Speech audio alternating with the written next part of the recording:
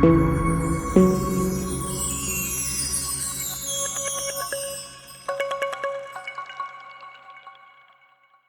guys, perkenalkan nama saya Rudolf.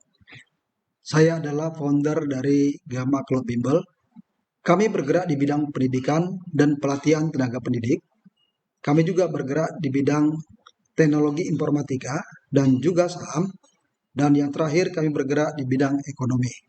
Kami akan membahas beberapa topik sebagai berikut. Satu ya.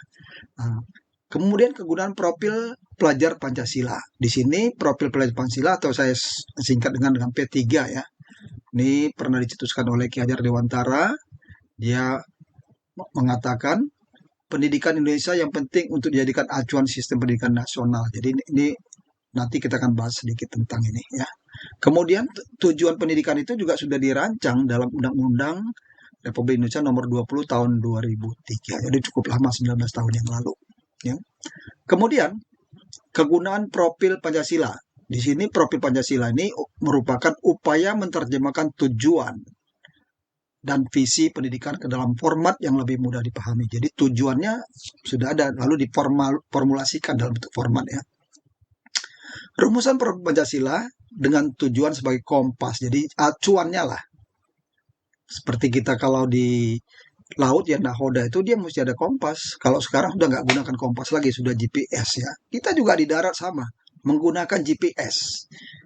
Tidak perlu kita ke suatu tempat, tapi kita bisa tahu tempat itu dengan melihat GPS sebagai panduannya. Ya. Kemudian bagaimana profil Pancasila diterapkan dalam pembelajaran dengan kurikulum sekolah penggerak. Ini sudah diterapkan dalam beberapa kurikulum sekolah penggerak ya. Nah, di sini pertama ada yang namanya intrakurikuler. Ini tidak beda jauh dengan kurikulum 13, tapi ada pengembangan, ada yang dikurangin, ada yang ditambahkan. Contohnya TIK dulu dikeluarkan, sekarang dimasukkan lagi ya. Itu namanya intra. Kemudian ada yang namanya project. Nah, project ini yang membedakan dengan Kurtilas. Kalau di Kurtilas, project itu dia masing-masing bidang studi mengadakan project.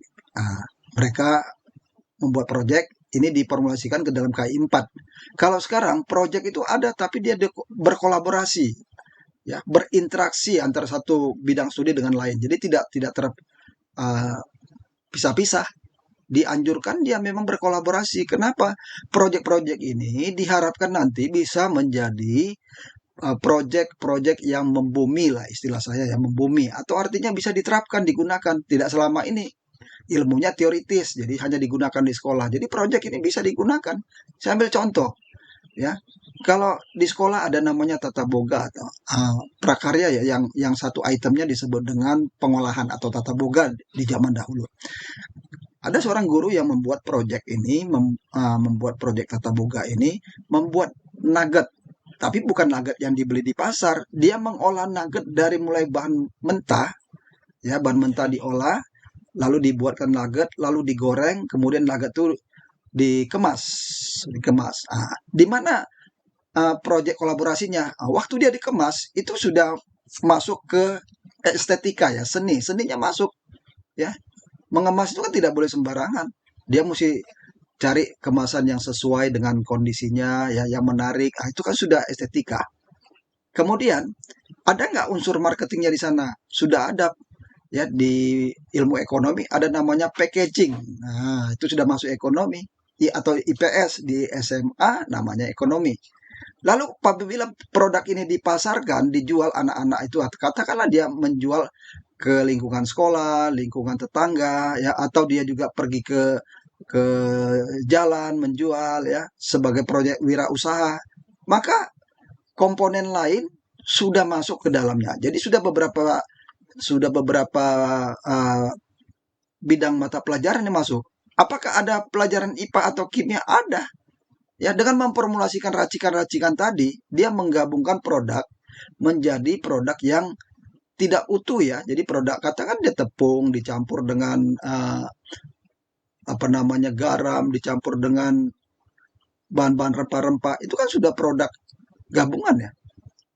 Ya, ada nggak unsur kimianya ada di sana. Nah, jadi itu yang disebut dengan proyek. Ekstrakurikuler ini tidak beda dengan yang lama ya. Lalu di sini ada budaya sekolah.